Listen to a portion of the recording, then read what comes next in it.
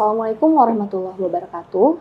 Salam, Om Swastiastu, Nama Budaya, Salam Kebajikan, Rahayu. Halo pendengar setia, senang sekali saya Medina Aulia Nurkasih selaku host podcast pada hari ini bisa kembali menyapa teman pemilih dalam podcast Kepemiluan Komisi Pemilihan Umum Kabupaten Banjar. Pada episode kali ini, kita akan membahas isu yang sangat strategis dan sering menjadi perhatian publik, yaitu perubahan daerah pemilihan serta alokasi kursi yang berada di persimpangan paradigma terkait data kependudukan, aturan hukum, dan juga aspirasi masyarakat. Sebelumnya telah hadir bersama kita pada hari ini 3 orang narasumber yang kredibel di bidangnya masing-masing. Perkenalkan, pertama ada Ketua Divisi Teknis Penyelenggaraan Pemilu dari Komisi Pemilihan Umum Kabupaten Banjar, Bapak Rizky Wijayakusuma SH. Selamat siang, Bapak. Selamat siang, terima kasih. Ya, kemudian Ibu Rusmiawati SPDI selaku Ketua Divisi Sosialisasi Pendidikan Pemilih, Partisipasi Masyarakat, dan Sumber Daya Manusia dari Komisi Pemilihan Umum Kabupaten Banjar. Selamat siang, Ibu. Siang. Ya, kemudian ada Bapak Muhammad Hafiz Ridho selaku Ketua Badan Pengawas Pemilu Kabupaten Banjar. Selamat siang, Bapak. Siang. Ya, sebelumnya saya ucapkan terima kasih kepada para narasumber hari ini yang sudah berkenan untuk hadir dan berbagi insight kepada kita semua seputar perubahan daerah pemilihan dan alokasi kursi pada siang hari ini. Sebelumnya, sebelum masuk ke topik yang lebih serius nih, pertama kita mau tahu dulu terkait gambaran umum perubahan daerah pemilihan serta alokasi kursi itu sendiri. Untuk Bapak Rizky sendiri nih, selaku Ketua Divisi Teknis Penyelenggaraan Pemilu, sebagai pembuka diskusi kita pada hari ini, bisa dijelaskan terlebih dahulu Pak, apa yang dimaksud dengan perubahan daerah pemilihan dan alokasi kursi, serta mengapa sih isu ini menjadi penting gitu menjelang tahapan pemilu? Oke, terima kasih banyak. Terima kasih atas kehadiran para narasumber hari ini. Jadi tema podcast kita hari ini adalah tema yang sangat sensitif, karena daerah pemilihan dan alokasi kursi ini menyangkut kepentingan dari 3 pihak.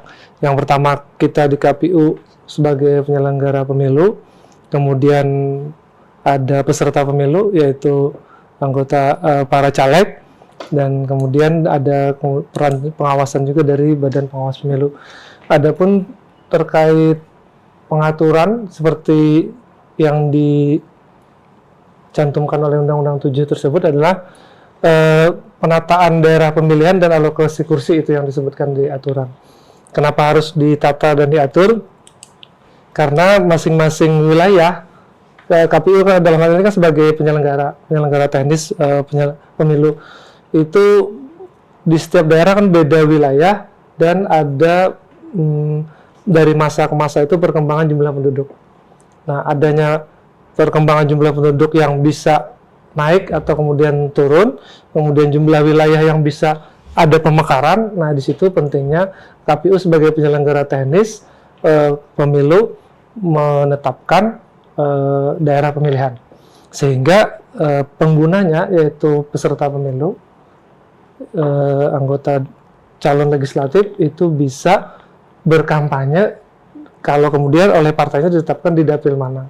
Itu yang pertama. Yang kedua, KPU sebagai penyelenggara teknis tadi lagi-lagi juga punya kepentingan besar nantinya dalam penentuan alokasi surat suara.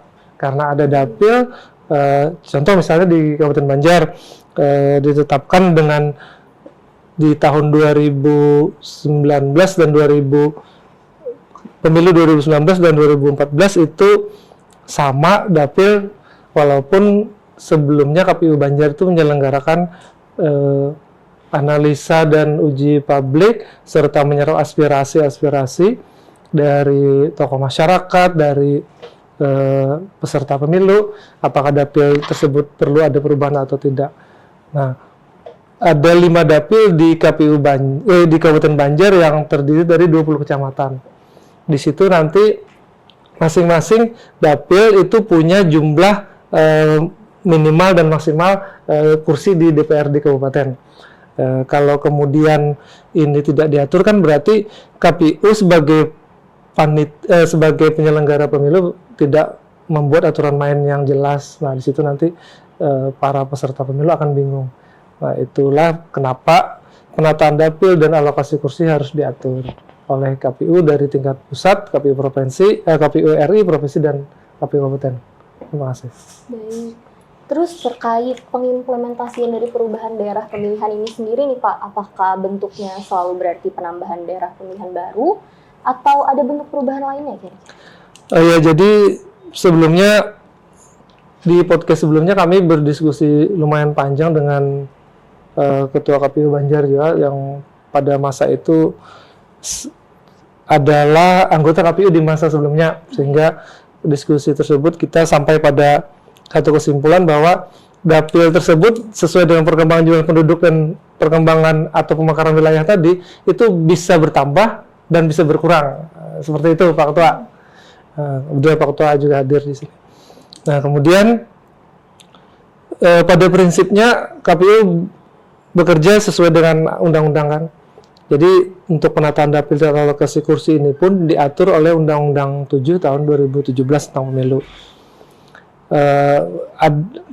Di pasal 185 sampai dengan 195, di mana di pemilu 2019 itu untuk dapil DPR RI dan DPRD provinsi itu sudah ditentukan oleh Undang-Undang 7, itu di lampiran. Berarti bukan kewenangan KPU RI. Nah, KPU RI hanya berwenang menetapkan dapil di 514 kabupaten kota se-Indonesia. Nah, tetapi kewenangannya ditambah ketika ada judicial review keputusan MK, Mahkamah Konstitusi nomor 80, itu memberikan kewenangan kepada KPU RI untuk menetapkan dapil RI, DPR RI, provinsi, dan kabupaten kota. Nah, khusus untuk kabupaten kota, itu dijabarkan dalam PKPU kembali. Di situ ada besaran, di mana satu daerah itu ada besaran jumlah penduduk, nanti ada jumlah minimal berapa kursi dan berapa dapil. Nah, seperti itu. Sekarang kita lanjut nih Pak, terkait masalah data nih. Kayaknya kan data ini merupakan salah satu faktor utama nih dalam penataan daerah pemilihan seperti yang Bapak sebutkan tadi. Nah, data apa saja sih Pak yang kira-kira menjadi dasar utama nih dalam menentukan perubahan daerah pemilihan dan juga alokasi kursi Pak? Betul, pertanyaan bagus itu. Jadi karena saya flashback lagi sedikit bahwa KPU itu menjabarkan penetapan dapil di kabupaten itu berdasarkan PKPU. Nah, ditetapkan dengan besaran jumlah penduduk. Misal dengan jumlah penduduk Kabupaten Banjar itu kan 20 kecamatan dengan jumlah penduduk plus minus 500.000 penduduk, bukan pemilih ini penduduk. Nah, di situ berarti kita dalam aturan PKPU masuk di kategori jumlah alokasi kursi DPR di kabupatennya 45. Nah, begitu Pak Ketua lah, 45 lah. Kalau Banjarmasin karena lebih dari 500.000 menjadi sama sekarang. Oh ya, sama Pak. Berarti sama sekarang lah. Banjarmasin 45 kursi dan Kabupaten Banjar juga 45 kursi. Oh, ya. Betul. Nah, disitulah penataan ini berindikator pada data jumlah penduduk, kemudian data pemilih, kemudian proyeksi pertumbuhan penduduk per tahun, kemudian ada prinsip-prinsip dalam penataan tersebut, ada 7 prinsip dalam penataan tersebut. Demikian. Jadi nantinya bagaimana nih Pak kira-kira peranan Komisi Pemilihan Umum Kabupaten Banjar selaku lembaga penyelenggara pemilu nih dalam memastikan bahwa data yang digunakan ini benar-benar valid dan mutakhir gitu? Oh ya, jadi kita menerima data setiap menjelang tahapan pemilu itu, nanti kita menerima data dari Depdagri, kemudian kita juga menerima data pembanding dari BPS. Nah, data tersebut nanti diturunkan ke kabupaten. Nah, disitulah nanti menjadi indikator kita menentukan daerah pemilihan dengan jumlah penduduk berapa. Karena jumlah penduduk tiap tahun ada yang lahir, kemudian ada yang meninggal, kemungkinan bisa bertambah. Berarti alokasi kursi juga kemungkinan bisa bertambah. Nah, yang penting bagi KPU dalam hal ini adalah pada masa sekarang di pemilu-pemilu sejak reformasi termutakhir sekarang, sejak 2009, ya Bu Mila, itu kita KPU itu mengenal yang namanya sistem digitalisasi. Nah, sekarang untuk memudahkan penataan dapil ini, KPU dibekali dengan aplikasi yang namanya Sidapil. Betul Pak Ketua, Sidapil lah. Nah, kalau dulu manual kan, sekarang ada aplikasi yang namanya Sidapil memudahkan kita dalam memasukkan angka-angka sehingga format berapa kursi dalam satu dapil itu terlihat. Nah, satu lagi mau saya sampaikan adalah dalam penentuan dapil di kabupaten, dalam KPU Kabupaten Banjar itu bisa meminta pendapat dari para pemangku kepentingan seperti para akademisi, para politisi, para ahli, bisa meminta pendapat dari masyarakat. Aspirasi itu diambil dari masyarakat, kemudian diadakan uji publik. Saya waktu di Bawaslu pernah menghadiri itu, waktu itu diadakan oleh KPU Banjar, kebetulan waktu itu Pak Abdul Muthalib yang mengadakan sebagai divisi teknis bersama dengan para camat itu hadir, Bawaslu dihadirkan juga meminta aspirasi bagaimana. Nah, di situ tertuang nanti kalau di masa itu ada 3 opsi yang diajukan ke KPU RI. Nah, 3 opsi A, B, C. Nah, nanti KPU RI lah yang berwenang untuk final menentukan dapil mana yang akan dipilih dari 3 opsi atau beberapa opsi tersebut. Dalam hal ini KPU menyerap aspirasi kemudian menyampaikannya ke KPU RI, hak sepenuhnya adalah KPU RI. Demikian. Sekarang kita masuk ke tataran normatif nih teman-teman pemilih. Jadi sebelumnya kan Pak, perubahan daerah pemilihan ini sendiri tidak mungkin bisa dilakukan secara bebas dong, pasti ada aturan mainnya karena kita kan Indonesia negara hukum. Betul, nah, kira-kira apa aja nih Pak aturan dan dasar hukum yang menjadi rujukan dari KPU itu sendiri dalam melakukan penataan daerah pemilihan serta alokasi kursi nih Pak? Untuk payung hukumnya yang pasti Undang-Undang 7 tahun 2017 tentang pemilu, kemudian ada PKPU 6 tahun 2022, nanti menjelang pemilu akan ada pembaharuan lagi karena adanya tadi perkembangan dinamika jumlah penduduk dan pemekaran wilayah. Jadi Undang-Undang dan PKPU itu menjadi dasar kita melaksanakan penataan daerah pemilihan dan alokasi kursi. Saya sampaikan di podcast ini juga bahwa isu penataan daerah pemilihan dan alokasi kursi ini adalah isu yang sangat sensitif bagi user, yaitu bagi peserta pemilu dan juga bagi pemilih.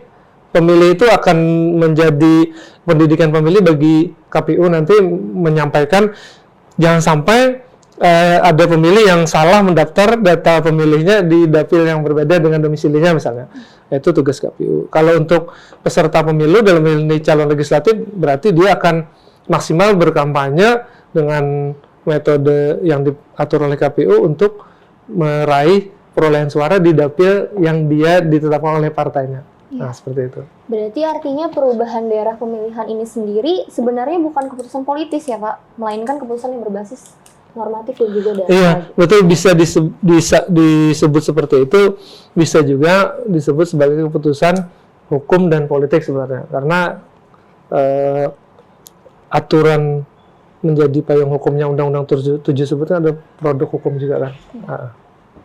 Baik teman pemilih, jadi kan kita tadi sudah membahas panjang lebar nih terkait segi teknis penyelenggaraan pemilunya, terus kemudian payung hukumnya dan juga pentingnya data nih dalam perubahan daerah pemilihan itu sendiri. Nah, sekarang kita beranjak nih ke narasumber kedua kita, Ibu cantik di sini, Bu Rusmiawati.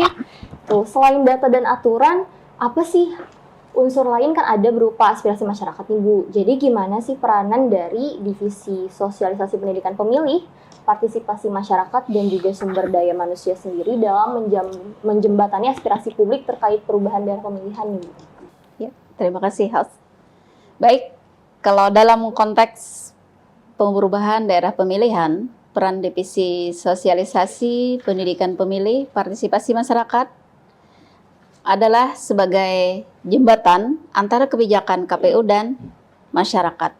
Kami memastikan bahwa suara maupun masukan dan aspirasi masyarakat itu tersampaikan dan menjadi bahan pertimbangan dalam proses perubahan perencanaan daerah pemilihan.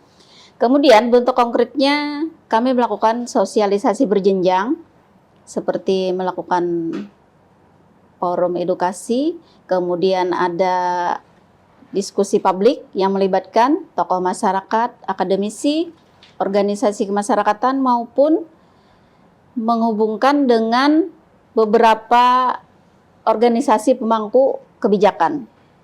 Yang mana dalam diskusi tersebut kami bukan hanya menyampaikan sebesar informasi dari mana misalnya perubahan daerah pemilihan, tetapi kami memberikan kesempatan untuk menyampaikan pandangan kepada mereka bagaimana sih kebutuhan dan kekhasan wilayahnya. Kemudian selain itu kami juga bersosialisasi dengan pemilih, yaitu mengadakan edukasi pemilih. Mereka tidak hanya diberikan informasi seputar daerah pemilihan, tetapi juga kami memberikan pemahaman kepada mereka. Perubahan daerah pemilihan itu bukan sekedar soal perubahan atau pembagian wilayah, tetapi dengan tujuan untuk menjaga kesetaraan nilai suara, kemudian keterwakilan yang adil, dan informasi seputar demokrasi yang lebih akurat. Kemudian kami menyampaikan informasi tersebut bisa di berbagai sosial media serta akun resmi KPU Kabupaten Banjar. Demikian. Jadi nih Bu, sedikit nih, mungkin teman-teman pemilih di sini penasaran nih, gimana sih caranya biar masyarakat ini make sure gitu bahwa perubahan daerah pemilihan ini dilakukan buat kepentingan demokrasi nih, bukan kepentingan dari kelompok tertentu gitu. Kira-kira apa tips dari Komisi Pemilihan Umum selaku lembaga penyelenggara pemilu nih Bu? Ya, baik. Untuk memastikan bagaimana masyarakat memahami bahwa perubahan dapil itu dilakukan untuk kepentingan demokrasi, bukan kepentingan kelompok tertentu. Kuncinya ada pada keterbukaan dan konsistensi informasi. Kami menjelaskan kepada masyarakat bahwa perubahan dapil dilakukan berdasarkan data kependudukan, kemudian prinsip-prinsip penataan dapil, serta aturan perundang-undangan yang jelas, bukan atas dasar kepentingan politik tertentu. Kami juga menyampaikan prosesnya secara transparan, mulai dari alasan perubahan dapil, kemudian tahapan-tahapan apa nih yang akan dilalui, hingga prinsip yang digunakan. Dengan begitu, masyarakat bisa menilai bahwa keputusan yang diambil oleh KPU adalah keputusan institusional, objektif, dan dapat dipertanggungjawabkan. Demikian. Selanjutnya kita beranjak kepada narasumber ketiga kita pada hari ini, Bapak Muhammad Hafiz Ridha, selaku Ketua Badan Pengawasan Pemilihan Umum Kabupaten Banjar. Jadi gimana sih Pak proses perubahan daerah pemilihan dan alokasi kursi sendiri terkait peranan Bawaslu selaku badan pengawas gitu? Apa kiranya yang bisa Bawaslu lakukan terkait perubahan daerah pemilihan ini sendiri? Oke. Pertama terima kasih banyak untuk kesempatannya. Di kesempatan yang terakhir, yang ketiga, yang perlu kami sampaikan kalau sederhananya adalah kami melakukan pengawasan secara efektif di semua tahapan yang dilakukan oleh KPU. Dalam hal ini tentu KPU Kabupaten Banjar. Nah, terkait soal pembahasan kita pada hari ini soal penataan dapil dan juga alokasi kursi, itu kami merujuk pada landasan di Perbawaslu 5 tahun 2022. Di mana di sana hal yang paling sangat mendasar adalah kami memastikan bahwa yang dilakukan oleh sahabat-sahabat KPU, rekan-rekan KPU, itu semua sudah sesuai dengan prosedur, baik itu secara perundang-undangan maupun secara PKPU sendiri, ya, di internal. Yang kedua adalah kami memastikan bahwa terkait soal akurasi data, mengingat ini kan ketika kita bicara jumlah tadi kan, ini kan berpengaruh ya Pak Rizky ya, berpengaruh kan. Sekarang ada 45 jumlah anggota DPR. Kalau kita membayangkan tahun 2029 nanti, ada sampai penambahan lagi jumlah penduduk, bahkan sampai 1 juta, kan, berarti alokasi kursi pun akan bertambah lagi. Terus kalau kita flashback di 2019, itu kan ada pergeseran kursi. Kalau saya tidak hilap, itu di 2019 dapil 1 ya, itu kan yang awalnya 9 kursi jadi 10. Terus dapil 4 yang awalnya itu 10 berubah jadi 9. Kenapa itu terjadi? Karena tadi ada unsur demografis, karena pertumbuhan jumlah penduduk. Sehingga kemudian itu harus diambil. Nah, makanya terjadilah kemudian perubahan-perubahan seperti yang kita bahas tadi. Makanya dapilnya ada yang bertambah, ada yang berkurang. Itu juga bagian dari konsekuensi hukum yang memang mau tidak mau harus terjadi. Nah, lalu bagaimana kemudian Bawaslu melaksanakan bentuk pengawasannya? Sebagaimana di Perbawaslu 5 tahun 2022 itu, kami dalam melakukan pengawasan selalu biasanya kami disertai dengan ya pastinya surat tugas dan ya form A dalam hal ini. Memastikan barangkali ada yang keberatan, itu nanti bisa langsung disampaikan kepada kami. Karena tentu kami meyakini pasti sebelum terjadinya pergeseran kursi tadi ya, alokasi tadi, tentu kawan-kawan KPU pasti melaksanakan yang namanya uji publik. Kan nggak mungkin tidak dilakukan itu. Karena itu salah satu syarat, salah satu yang memang tidak boleh hilang. Ya, benar. Jadi masyarakat pasti akan ada di sana. Bahkan para peserta pemilu juga pasti akan bersuara di situ. Kami tidak terima. Kenapa? Oh, karena di situ itu wilayah kami, basis kami, konstituen kami. Kenapa dipenggal? Kenapa dibelah? Nah, ini kan ini juga bagian dari hal-hal yang tentu akan menjadi bahan diskusi. Jadi berangkat dari situ, tentu mereka nanti bisa saja kemudian mereka akan share ke kami. Kami keberatan. Ini tidak sesuai. DP ini tidak pas. DP ini sangat jauh. Melompat, Mama. Ada banyak hal yang tentu jadi pembahasan di situ. Tapi pada prinsipnya itu bagian-bagian yang memang menjadi pengawasan di Bawaslu wabil khusus di kami di Bawaslu Kabupaten Banjar. Nah, selanjutnya yang juga tidak kalah penting adalah kita sama-sama kemudian kalau kami itu memastikan untuk mencegah ya. Maka di kami itu ada namanya divisi P2H, itu khusus di bagian pencegahan. Maka itu juga nanti akan turun beserta biasanya ada dari divisi hukum juga untuk melihat fakta-fakta di lapangan. Jadi apakah ini sudah berkesesuaian atau memang ternyata mohon maaf nih dalam tanda kutip barangkali kita ada kesalahan data kita, Mama. Karena sumber data kita juga khawatir nanti tidak sama, Mama, data yang dikeluarkan, Mama, data yang kependudukan itu setelah di lapangan ternyata banyak perbedaan. Nah, ini juga harus sinkron dulu. Makanya apa yang sudah berjalan selama ini dilakukan oleh KPU, kami juga mengapresiasi setelah kita melaksanakan setiap ada yang triwulan, 6 bulan. Itu kan luar biasa itu kan. Kita untuk memastikan jumlah ada peningkatan, jumlah suara. Karena satu suara itu bukan bicara angka, tapi itu bicara pemilih dan bicara manusia yang punya nilai. Jadi bukan cuma angka 1, 2, 3, bukan. Tapi itu angka-angka hak secara konstitusi yang harus kita jamin keamanannya dalam hal ini menyuarakan aspirasinya.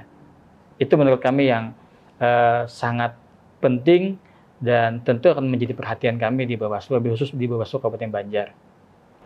Kemudian nih Pak, aspek apa sih yang menjadi highlight utama Bawaslu dalam mengawasi proses ini gitu? Yang menjadi sorotan utama Bawaslu apa sih?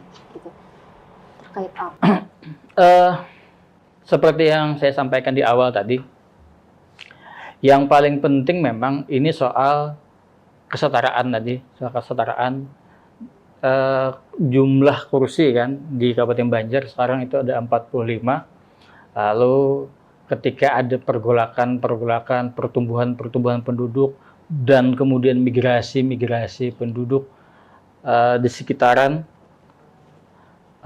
lintas kabupaten, contoh Banjarmasin dengan Kabupaten Banjar yang bersinggungan langsung ada Ketak-Hanyar kan, terus ada daerah Sungai Tabuk ya, Setengah Tabuk. Ya kan, itu kan menjadi satu catatan kami ya, dan tentu kita semua sama kan dalam hal ini. Boleh jadi nanti ke depan akan ada perkembangan yang begitu drastis sehingga kami menyebutnya ada aspek kohesivitas yang memang harus kita lihat dulu. Makanya tadi apakah memang memungkinkan ini akan ada penambahan atau ternyata, mohon maaf nih, yang terjadi di 2019 dan yang terjadi di 2024 ketika ada pergeseran itu kan karena alasannya tadi ada alasan substansi pertumbuhan jumlah penduduk yang luar biasa di daerah Dapil 1, ya kan? Lalu kemudian berkuranglah. Padahal coba kita lihat Dapil 1, Dapil 2, Dapil 3, Dapil 4, Dapil 5 itu sudah lumayan mendekati ideal lah. Tapi kalau mau jujur itu masih bisa diperdebatkan. Karena jumlahnya kan pasti akan berbeda satu dapil dengan dapil yang lain. perihal soal jumlah alokasi, jumlah umpama 12.000 sekian. Ada yang 12.000 sampai hampir 13.000 di DP1. Tapi ada juga yang hanya 12.200. Berarti bayangkan ketimpangannya itu sampai 700 suara kurang lebihnya. Ini kan juga menjadi catatan juga buat kami. Nah sekarang umpama KPU dalam hal ini bagaimana menindaklanjuti melihat fenomena-fenomena seperti ini. Apakah kira-kira peserta politik pada hari ini, peserta pemilu pada hari ini, dan ke depan mereka masih menerima dengan porsi-porsi seperti ini? Apakah ini masih masuk dalam proporsional atau barangkali mereka menganggap terlalu berat di DP1? Nah, ini kan juga jadi aspek pengawasan dan jadi problem buat kita semua di penyelenggara pemilu. Bayangkan kan kalau 700, kurang lebih 700 suara selisih untuk satu kursi itu kan berarti kan perlu, wah ini kan kalau mereka menganggap layak-layak aja ya sudah, tidak jadi masalah kan. Iya. Tapi kita tentu punya instrumen tersendiri bagaimana kita melihatnya. Nah ini salah satu yang menjadi catatan kami. Nah pastinya adalah selain itu bahwa yang perlu sama-sama dicatat dan kita garis bawahi bahwa yang paling penting adalah dari diskusi kita pada hari ini, sepanjang apa yang dilakukan oleh KPU, dalam hal ini sekali lagi penekanannya KPU Kabupaten Banjar, itu semua sesuai dengan prosedur, sesuai dengan perundang-undangan, sesuai dengan PKPU, maka buat kami tidak masalah. Karena hal yang paling mendasar kan itu sebenarnya yang paling mendasar. Tapi di luar itu ya berarti akan ada problem. Yang kedua, harus melalui yang namanya uji publik tadi, itu penekanannya. Karena ketika semua proses itu dilalui, insya Allah tidak jadi masalah. Ya kan, toh semua kan jalurnya ada. Kalau ada yang keberatan, makanya kami mempersilahkan kalau yang ada keberatan, entah itu dari masyarakat kah, mau secara lembaga kah, mau secara pribadi kah, dipersilahkan untuk menyampaikan keberatan-keberatan itu dan disuarakan lewat kami di Bawaslu Kabupaten Banjar, dan kami sangat terbuka dalam hal ini. Itu mungkin. Sebelumnya terima kasih nih Pak atas jawaban dari Bapak. Nah, kemudian kan kita kilas balik belakang nih tadi. Kebetulan tadi Bapak Rizky Wijayakusuma pernah bilang bahwa beliau juga pernah nih di Bawaslu sebelum di Komisi Pemilihan Umum. Jadi kita mau tanya nih, gimana sih Pak kira-kira bentuk sinergitas antara dua lembaga dari penyelenggara pemilu ini sendiri gitu?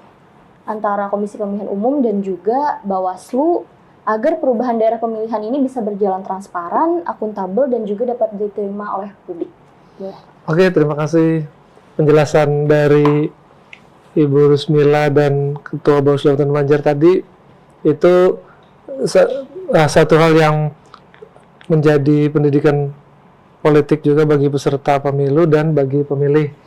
Jadi kalau pada intinya kan KPU itu penyelenggara teknis, istilahnya tuh panitia. Dulu pernah disebut panitia kan.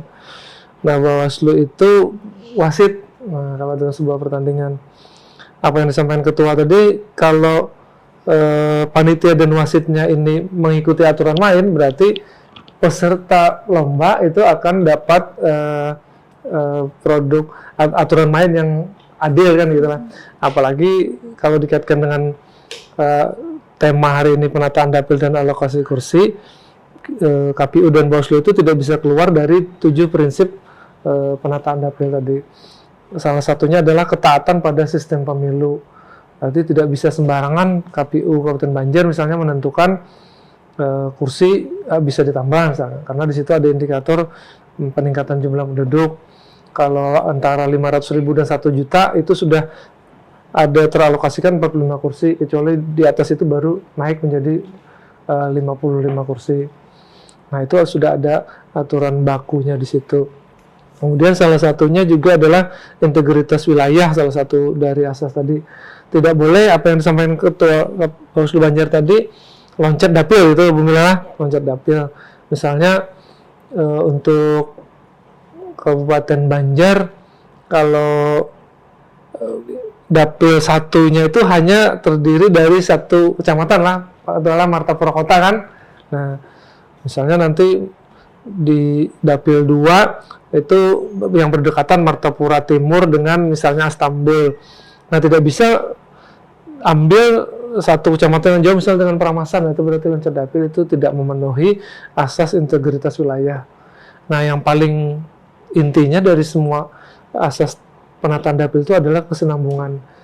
Kesinambungan itulah yang menjadi kewenangan final dari KPU RI untuk menentukan usulan-usulan yang sudah melewati aspirasi publik, kajian akademis, itu bisa oleh KPU RI diambil kesinambungan, asas kesinambungan, yaitu kembali ke penataan dapil dan alokasi kursi di pemilu yang sebelumnya, bisa seperti itu. Itu langkah KPU RI untuk menentukan sebagai kewenangannya.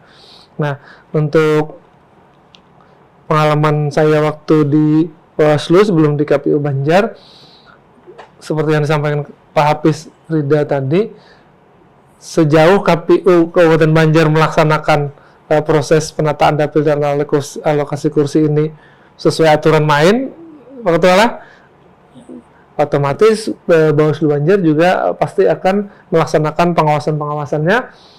Nanti diteliti kalau ada aduan dari masyarakat terkait kelompok masyarakat minoritas, misalnya mengadu misalnya dapil kami kenapa dipisahkan dari kami misalnya di sini kesukuannya di kecamatannya adalah ini, kenapa terpisah misalnya, harusnya dengan kecamatan tetangga itu disatukan menjadi satu dapil misalnya.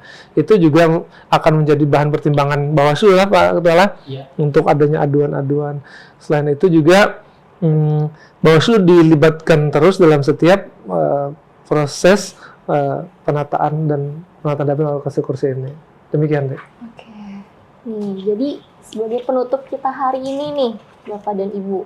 Sebelumnya pertanyaannya buat Bapak dan Ibu narasumber hari ini nih. Apa sih pesan yang bisa disampaikan ke teman-teman pemilih yang mungkin nonton nih pada hari ini terkait rencana dari perubahan daerah pemilihan dan alokasi kursi itu sendiri nih? Dari Bapak. Oh iya, terima kasih. Oke, jadi sampai pada sesi akhir nih kita lah. Iya Pak, betul. Kalau dari kami, KPU Banjar, dalam hal ini kami berlima, ulun mewakili di divisi teknis penyelenggaraan, peserta pemilu itu nggak usah alergi terhadap adanya wacana misalnya penataan dapil dan alokasi kursi, karena sebagai peserta pemilu itu pasti ada hak untuk melakukan keberatan, Pak Ketua ya. Jadi ini merupakan kajian akademis yang juga melibatkan aspirasi dari banyak pemangku kepentingan, baik itu peserta pemilu atau pemerintah, masyarakat. Jadi KPU Banjar tidak bisa sewenang-wenang menentukan alokasi kursi dan penataan dapil. Dalam hal ini ada pengawasan dari Bawaslu juga. Sehingga peserta pemilu menanggapi ini berpartisipasi dengan pemikiran aja, Pak Haji lah, tidak usah terlalu apa istilahnya satu hal yang ditakutkan, walaupun ini merupakan isu strategis. Nah, di beberapa kesempatan disampaikan Pak Ketua KPU Banjar juga bahwa ini hal yang lumrah karena ini merupakan tahapan yang harus kita lewati, Pak Ketua. Nah, demikian dari saya, terima kasih. Oke, terima kasih sebelumnya Bapak Rizky Kusuma. Sekarang kita beranjak pada Ibu Kusmiawati nih, Ibu cantik di sini nih. Kira-kira pesannya apa nih Bu bagi teman pemilih yang ada di rumah mungkin lagi nonton gitu? Pesan kami dari Divisi Sosdikli, kami mengajak masyarakat untuk secara langsung aktif mencari informasi yang benar dan terlibat dalam proses demokrasi. Karena perubahan daerah pemilihan dan alokasi kursi dilakukan untuk memastikan keterwakilan yang adil dan setara. Melalui partisipasi dan pemahaman bersama, kita dapat mewujudkan pemilu yang berkualitas dan berintegritas. Harapan kami, kepercayaan masyarakat terhadap KPU semakin kuat dan masyarakat memahami bahwa perubahan dapil adalah bagian dari upaya memperkuat demokrasi. Terima kasih Ibu Kusmiawati. Sekarang terakhir nih Bapak Muhammad Rida selaku mewakili suara dari Bawaslu nih. Kira-kira apa sih Pak pesan yang bisa disampaikan ke teman-teman pemilih terkait rencana perubahan dapil ini sendiri? Yang perlu saya sampaikan dan tekankan adalah bahwa perubahan itu menjadi sunnatullah ketika jumlah demografi itu semakin meningkat di satu wilayah di kabupaten. Ya, khususnya kita bicara Kabupaten Banjar. Itu sebuah keniscayaan ya. Yang namanya pertumbuhan jumlah penduduk dan apa segala macamnya. Tinggal semua yang paling penting adalah memperhatikan prinsip kesinambungan.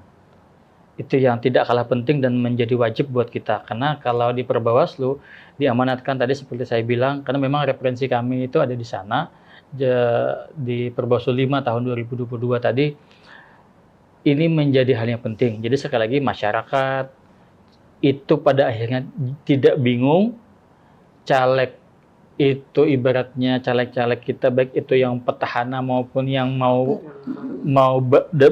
ikut turut serta meramaikan pesta demokrasi itu juga tidak kehilangan arah. Iya. Dengan melihat dapilnya tiba-tiba berubah karena ada rekayasa wilayah. Seolah-olah semua sudah simsalabim abrakadabra. Tidak, bukan seperti itu, tapi semua tetap melalui jalurnya. Ada rule yang berjalan. Jadi jangan khawatir soal ini, dan kami pastikan bahwa sudah hal ini mengawasi secara langsung, secara bijak dan sesuai dengan perundang-undangan. Baik itu undang-undang dasarnya maupun Perbawaslu yang menjadi rujukan kami. Insya Allah semua akan berjalan sesuai dengan aturannya. Tinggal ayo sama-sama kita awasi, karena di kami di Bawaslu itu ada cegah, awas, tindak. Jadi pencegahan dulu yang kami utamakan. Maka seandainya nanti kemudian dalam halnya umpama taruhlah sahabat-sahabat kita di KPU ada kealpaan, maka jauh sebelumnya kami biasanya pasti akan memberikan surat cinta lebih awal. Begitu. Dalam bentuk surat himbauan. Pasti akan kami sampaikan. Karena itu kami sebut surat cinta itu. Karena itu sebelum kawan-kawan sahabat-sahabat di KPU bergerak biasanya sudah kami ingatkan lebih awal. Iya, biar tidak salah langkah. Bila kemudian ada kesalahan, baru kami panggil.